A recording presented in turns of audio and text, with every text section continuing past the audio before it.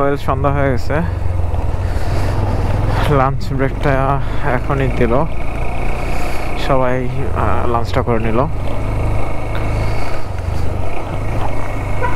এখন যাচ্ছি একটা রিসোর্টে, কি হিল রিসোর্ট জানি নামটা এক্স্যাক্টলি মনে নাই। আসলে এত কিছুর পরেও খারাপ লাগতো না যদি মেইন ডেস্টিনেশনটা যেতে পারতাম, বাট আনফর্চুনেটলি তাদের রুলস চেঞ্জ হয়ে গেছে।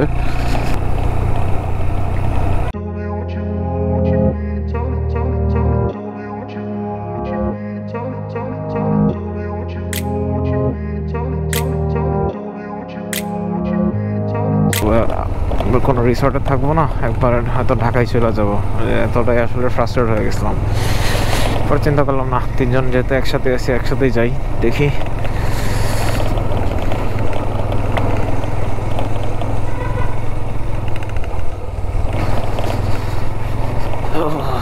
সো ইয়া, এখন আসলে ঠান্ডার আবির্ভাবটা খুব বাড়ছে। ডে টাইমটাতে যতটুকু না কষ্ট হচ্ছে, এখন আস্তে আস্তে একটু মানে my skin can feel the cold. Seriously এতটাই ঠান্ডা লাগতেছে।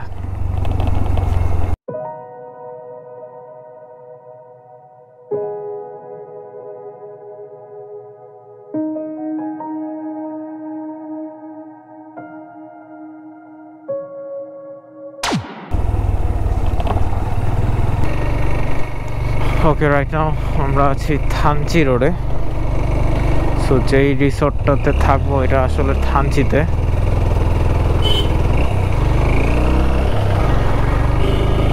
সো ওই রিসোর্টের দিকে যাচ্ছি। And as far as I know, Thanchi রোডটা রোমা রোডের থেকে অনেক বেটার, এরকম ভাঙাচোরা কম। আসলে এত কষ্ট লাগতো না, রোডটাও ছিল খুবই এক্সট্রিম রোড, আর যে মানে মিশনটা সাকসেস হয়নি, সব কিছু মিলেই আসলে মনটা খারাপ ছিল। Anyways, wow, this looks very fancy. Is this A resort নাকি এটা? ওয়াও, তো খুব ভিআইপি রিসোর্টের মতো লাগছে আমার কাছে। Anyways, as I was saying,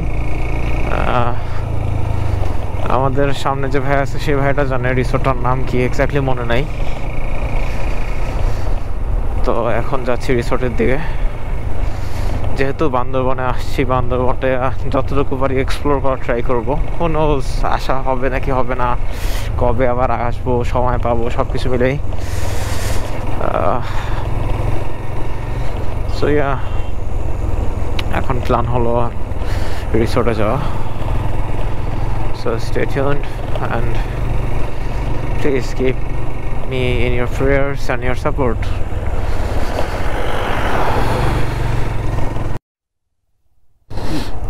কোথাও কোনো রিসোর্ট পাইলাম না আশেপাশে।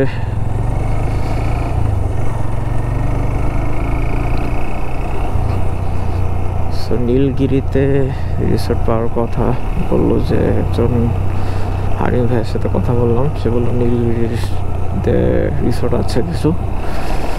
তো যেহেতু সকালবেলা নীলগিরিতেই প্ল্যান, সো থানচিতে, সো বান্দরবান আবার ব্যাক করাটা বেশি ঘোরা হয়ে যাবে।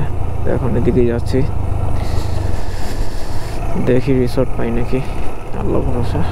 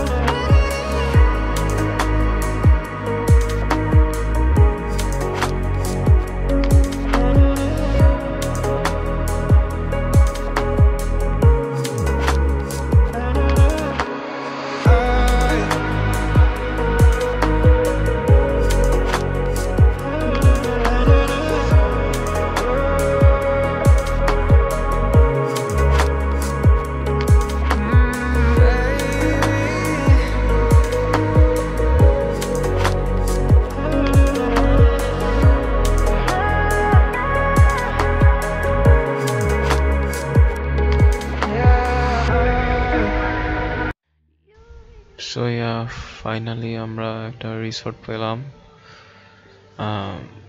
আশপাশে কোনো রিসোর্টই নাই। সো ভাবছিলাম এটা হয়তো পাবো না, যে অনেকক্ষণ ধরে ড্রাইভ করতেছি, কই রিসোর্ট পাই না, বাট ফাইনালি পাইলাম। সো এটার নাম হচ্ছে ক্যাফে নীল। উপরে রুম রিসোর্টের, আর নিচে হলো একটা মানে রেস্টুরেন্টের মতো। মোটামুটি সব ধরনের খাবারই পাওয়া যায়, পাহাড়ি এলাকার যেসব খাবার থাকে অ্যাকচুয়ালি, বাংলা খাবার। ওই যে আমাদের বাইকগুলো পার্ক করা,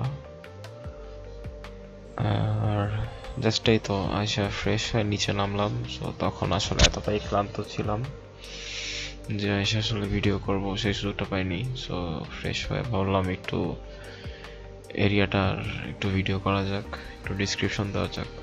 so yeah, let's have a look. ওই যে উপরে এক ভাই।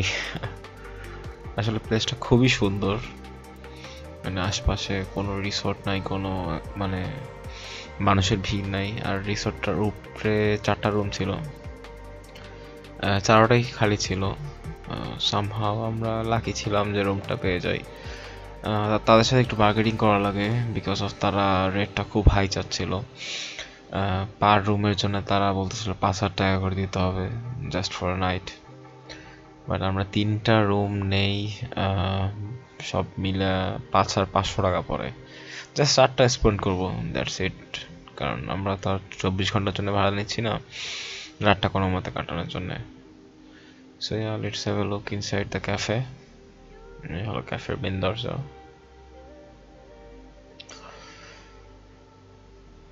হ্যাঁ, মোটামুটি ভালোই বড় স্পেস। আমাদের খাবার অলরেডি তারা বানাচ্ছে, আমাদের কাছ থেকে অর্ডার নিয়ে গেছে। সো বললাম রাত্রে পাহাড়ি এলাকার যে চিকেন, ওইটা আর ভাত ডাল এগুলাই। So yeah, let's have a look. আমাদের রুমগুলো দেখা যাক। ফার্স্ট ফ্লোরে আমাদের রুম।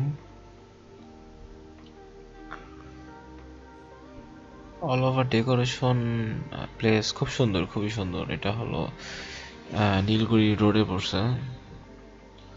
ওইটা এক ভাইয়ের রুম, ওই রুমটা নিছি। মানে আমাদের ইন্ডিভিজুয়ালি প্রত্যেকটা রুমে সিঙ্গেল একটা বেড, এক বেডে 2জন করে থাকবো। এটা হলো আমি যে রুম স্টে করবো সেটা। So yeah, let's go and check it out. মানে আমার কাছে সত্যি ভালো লাগছে যে পাহাড়ি এলাকাতেও তাদের মানে যে রিসোর্টের ডেকোরেশন এত ভালো হবে এটা ভাবি নেই। ইভেন আপনি যদি সামার সিজন আসেন, রুমে অলরেডি একটা এসি দেওয়া, ওই যে উপরে দেখা যাচ্ছে।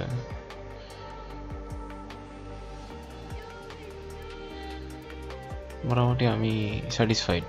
একটা টিভিও আছে, নিট অ্যান্ড ক্লিন।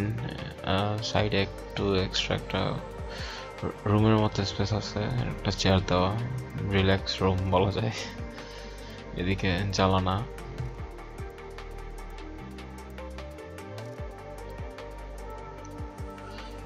এই সাইডে হলো টয়লেট, খুবই নিট অ্যান্ড ক্লিন ছিল। স্যাটিসফাইড আমি। আসলে ভাবিনি যে বান্দরবান শহরের বাইরে যে এত মানে ভালো একটা রিসোর্ট পাবো, বিকজ অফ যেসব রিসোর্টগুলো খুঁজছি সবই বুকিং দেওয়া ছিল, বা কোনো রিসোর্ট বন্ধ হয়ে গেছে করানোর জন্য। But somehow manage to find this resort thanks to army person. এক আর্মি ভাই সাজেস্ট করে যে আমরা যে জায়গায় ছিলাম ওদের থেকে প্রায় 8 থেকে 10 কিলো সামনে একটা রিসোর্ট আছে, এই রিসোর্টের নাম বলে ক্যাফে নীল। তো এটাতে যা কথা বলে আমরা রুমগুলোও পেয়ে যাই। যদি রুম না পেতাম তাহলে দেখা যেত আমাদের আরো ভোগান্তি ছিল। তো সামহাউ রুমগুলো খালি ছিল, বিধায় রুম পেয়ে যাই। And look at this guys, লাইটের ডেকোরেশনগুলো খুবই সুন্দর। আর মানে তার ওই সাইডে কিছু উঁচা টিকরার মতো বসার জায়গা আছে। আসলে রাতে অনেকটা টাইম নিজেকে স্পেন্ড করি। প্লেসটা এতটাই সুন্দর ছিল আসলে আমি ভাষা হারাই ফেলছি।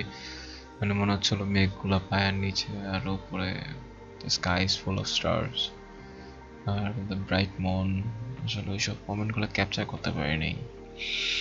গোপ্রোতে চার্জও ছিল না, পাওয়ার ব্যাংকও চার্জ প্রায় শেষ হয়ে গেছিল। সো আসলে নিজে যেটা এনজয় করছি, আসলে দেখা যায় কি আসলে সব মোমেন্টগুলো আসলে ক্যামেরা এক্সপ্রেস করা যায় না। সো এই মোমেন্ট ছিল ওইটার ভিতরে একটা।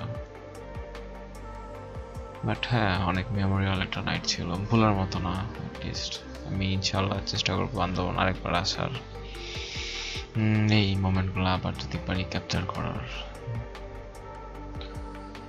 সো ইয়া, এখন ডিনার করব, তারপর রেস্ট নিতে হবে, একটা ভালো ঘুমের দরকার আছে।